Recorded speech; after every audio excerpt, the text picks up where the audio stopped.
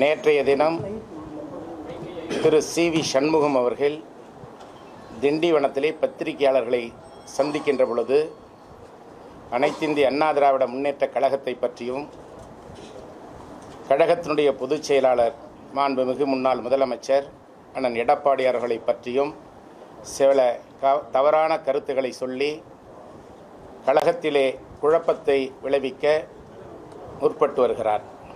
அதற்கு சில விளக்கங்களை சொல்ல கடமைப்பட்டிருக்கிறேன். அனைத்திந்திய அண்ணா திராவிட முன்னேற்றக் கழகத்திலே இருந்து சாரசாரியாக மாற்றுக் கட்சிக்கு தொண்டர்கள் செல்வதாகவும் சீட்டுக்கட்டு சரிவதை போல இயக்கம் சரிந்து கொண்டிருப்பதாகவும் சொல்லியிருக்கிறார். இது பச்சை பொய் என்பதை அவர் புரிந்து கொள்ள வேண்டும். அனைத்திந்திய அண்ணா திராவிட முன்னேற்றக் கழகத்திலே சில முன்னாள் அமைச்சர்கள் பதவி சுகத்தை அனுபவித்தவர்கள், இந்த இயக்கத்திலே சில முன்னாள் நாடாளுமன்ற சட்டமன்ற உறுப்பினர்கள் பதவியை அனுபவித்தவர்கள், கடந்த முறை சட்டமன்ற தேர்தலிலே போட்டியிடுவதற்கான வாய்ப்பினை பெறாதவர்கள் போன்றவர்கள்தான் சென்று கொண்டிருக்கிறார்கள். ஆனால் இந்த இயக்கத்தினுடைய உண்மையான தொண்டர்கள் புரட்சித் தலைவர் எம்ஜிஆர் காலத்திலே இருந்து அம்மா காலத்திலே இருந்து இன்றைக்கு அண்ணன் எடப்பாடியார் தலைமையை ஏற்றுக்கொண்டிருக்கின்ற உண்மையான அனைத்திந்திய அண்ணா திராவிட முன்னேற்றக் கழகத்துடைய தொண்டர்கள் யாரும் இந்த இயக்கத்திலே இருந்து செல்லவில்லை என்பதை அவர் புரிந்து கொள்ள வேண்டும். அனைத்திந்திய அண்ணா திராவிட முன்னேற்றக் கழகம் என்பது புரட்சித் தலைவர் எம்ஜிஆர் அவர்களால் உருவாக்கப்பட்ட இயக்கம். திமுக ஒரு தீய சக்தி என்ற கோஷத்தோடு உருவாக்கப்பட்ட இயக்கம்.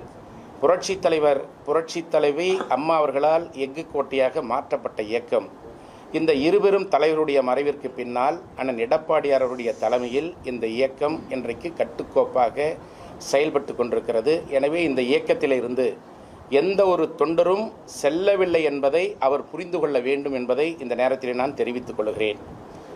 மேலும் தொடர்ந்து ஒரு குற்றச்சாட்டை கழக தொண்டர்கள் மத்தியிலேயும் பத்திரிகையாளர்கள் மத்தியிலேயும் அவர் பரப்பிக் கொண்டிருக்கிறார். அனைத்திந்திய அண்ணா திராவிட முன்னேற்றக் கழகம் திராவிட முன்னேற்றக் கழகத்தோடு பேச்சுவார்த்தை நடத்தி அரசு அமைக்க முயற்சித்ததாக ஒரு தவறான தகவலை பரப்பிக் கொண்டிருக்கிறார். இது முற்றிலும் உண்மைக்கு புறம்பான செய்தி. எந்த ஒரு நேரத்திலேயும் அனைத்திந்திய அண்ணா திராவிட முன்னேற்றக் கழகம் மனதளவில் கூட திராவிட முன்னேற்றக் கழகத்தை ஏற்றுக்கொண்டதில்லை.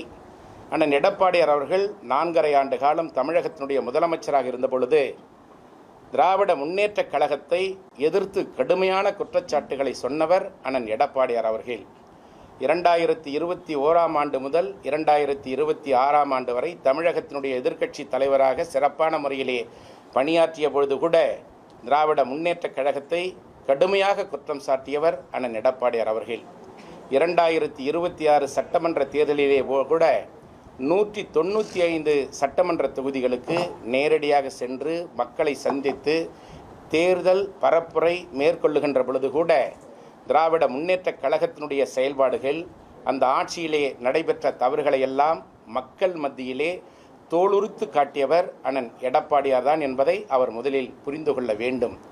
எந்த ஒரு இடத்திலேயும் புரட்சித் தலைவர் எம்ஜிஆர், புரட்சித் தலைவி அம்மா அவர்களுக்கு பின்னால் அண்ணன் எடப்பாடியார் இந்த இயக்கத்தினுடைய தலைமை பொறுப்பை ஏற்று செயல்பட்ட பொழுது யாரும் திராவிட முன்னேற்றக் கழகத்திற்கு ஆதரவாக அனைத்திந்திய அண்ணா திராவிட முன்னேற்றக் கழகத்தினுடைய தலைமை உட்பட தொண்டர்கள் வரை நிர்வாகிகள் வரை யாரும் செயல்படவில்லை என்பதை இன்றைக்கு சி.வி. சண்முகம் அவர்கள் புரிந்து கொள்ள வேண்டும்.